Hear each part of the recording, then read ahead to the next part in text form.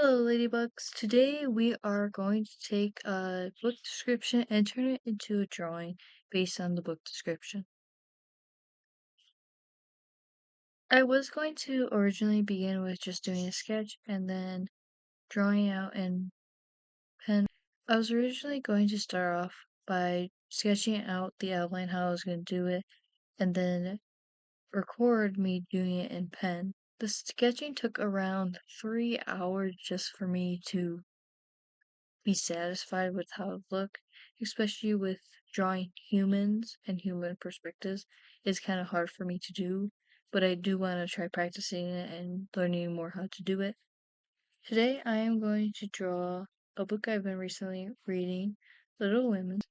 We are introduced to the four sisters that are inside this book.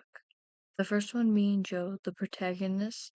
Jo is 15 at the beginning of the story, and she is very tall, thin, and brown, and poses to getting into scraps with her outspokenness. She was always extremely awkward, never knowing what to do with her long limbs that were very much in her way. She learns to carry herself with ease, if not grace, as she gets older.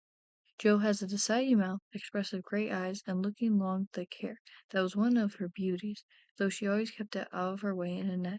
Her clothes had a flyaway look to them, in keeping with her tomboyish personality. Next is Meg March, who at 16, Meg was the eldest and the prettiest of the four March sisters, and the ones who struggled the most with the family's poverty.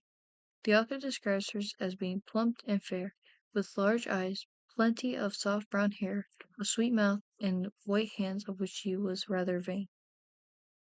As Meg gets older, she learns to value love over material wealth, which made her prettier than ever, for the love is a great beautifier. Then is Beth, who is the second to last sister. She is the shyest March sister who has few ambitions outside of her childhood home. According to the author, she was a rosy, smooth-haired, bright-eyed girl whose peaceful expression was seldom disturbed. She appeared to live in her own world, content to be among her dolls and kittens.